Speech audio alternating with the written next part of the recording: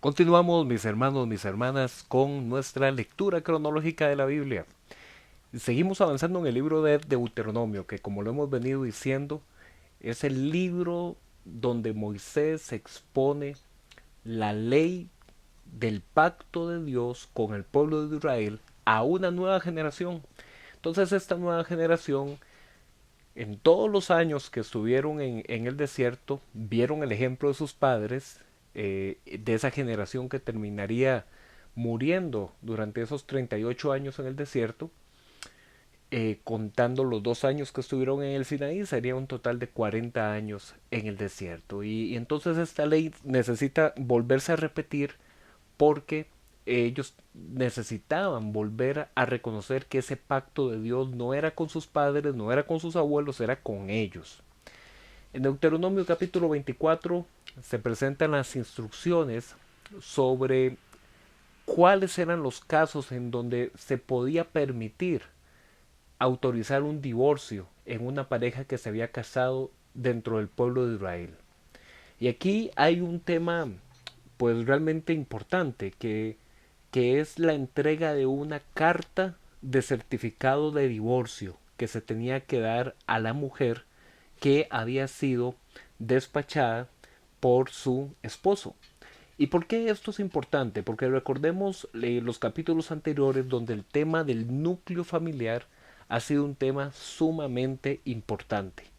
Entonces, una mujer que ha sido divorciada, ha sido enviada de la casa donde estaba con su esposo de nuevo hacia la casa de su padre o la casa de sus parientes, era una mujer que si algún otro hombre quería tomarla por esposa, esta carta de certificado de divorcio justamente servía para entender de que no era una mujer que había sido sencillamente mancillada y dejada por otro, sino que oficialmente había sido divorciada.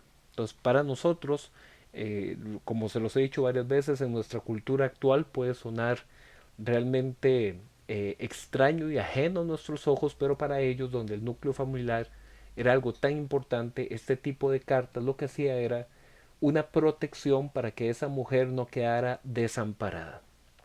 Aquí también en este capítulo se nos presenta una prohibición a que se haga secuestros y que se pida dinero para darle libertad a las personas. También hay una serie de instrucciones sobre casos en donde se tiene que tener cuidados sanitarios por enfermedades en la piel. Recordemos que eso fue ampliamente analizado en el libro de Levítico. También se recuerda que si hay personas que contrajeron deudas, el acreedor no deberá instigar a que le paguen y le paguen, aún quitándole los elementos más básicos para la vida, como por ejemplo lo es el manto, para que una persona pueda cubrirse. La persona acreedora no puede llegar a decir, bueno, si no tienes con qué pagarme, págame aunque sea con tu ropa. Y aquí la ley dice, no le quitarás eso porque es tu prójimo. También hay una serie de recordatorios de que no se debe explotar al necesitado ni explotar al pobre que ha trabajado, sino que a la hora de pagarle el jornal de trabajo hay que hacerlo con justicia. Encontramos aquí un principio de orden social y de orden civil muy importante para el antiguo Israel. Una vez más se vuelve a recordar el tema de que no se deberá explotar al huérfano, ni a la viuda, ni al extranjero. Incluso se dejará que estos grupos de personas que están en necesidad recojan los sobrantes de los frutos del campo de la tierra. En Deuteronomio capítulo 25 se nos presenta esa instrucción de que una persona que sea enjuiciada y que resulte culpable de un castigo por azotes, no se le deberán dar más de 40 azotes a ese culpable. Eso será algo que después se presentará en el Nuevo Testamento, ahí lo recordaremos. En Deuteronomio 25 también se presenta la ley del levirato. ¿Qué es esto del levirato? El levirato significa la ley de los cuñados. ¿Por qué era la ley de los cuñados? Porque describe aquellos casos en que un hermano muera sin dejar descendencia y entonces el hermano siguiente deberá tomar a la viuda para tener un hijo en nombre de su hermano muerto. Y esto es muy importante porque recordemos que para ellos dejar la descendencia generacional era sumamente trascendental. Entonces, si había un varón que moría sin haber dejado hijos, su nombre iba a perderse y el nombre generacional estaba vinculado a la herencia de la tierra. Entonces, por eso era la importancia de esta ley para ellos. También se nos presenta aquí un principio sumamente importante a la hora de hacer transferencias comerciales y de hacer negocios. No deberán tener pesas de balanza de diferente medida, de tal modo que no se cometan injusticias contra el prójimo, porque dice acá que el Señor aborrece a los deshonestos, lo cual tiene una consecuencia ética para la forma en la que nosotros trabajamos y hacemos negocios. En Deuteronomio capítulo 26, una vez más se vuelve a recordar el mandato de presentar los diezmos de todo lo producido en la tierra cada 3 años, y esos diezmos de cada 3 años de los ganados y del fruto de la tierra se usarán para la alimentación de los levitas, pero también para la alimentación de las viudas, los extranjeros y los huérfanos. También ellos podrán usar las primicias, que son las ofrendas de agradecimiento por la bondad de Dios. Acá encontramos el cierre o la clausura de este segundo gran discurso de Moisés. Y recordemos que este segundo gran discurso había comenzado en el capítulo 5, donde se presentó de nuevo los 10 mandamientos, y a partir de ahí, desde el capítulo 5 en adelante y después una segunda sección del capítulo 12 en adelante hasta aquí, hasta el capítulo 26, volvemos a encontrar este repaso de leyes que se conoce como el segundo gran discurso de Moisés. Y este discurso se cierra una vez más con Moisés exhortando al pueblo a que ponga todo su corazón y toda su voluntad en obedecer los estatutos, los mandamientos y las leyes.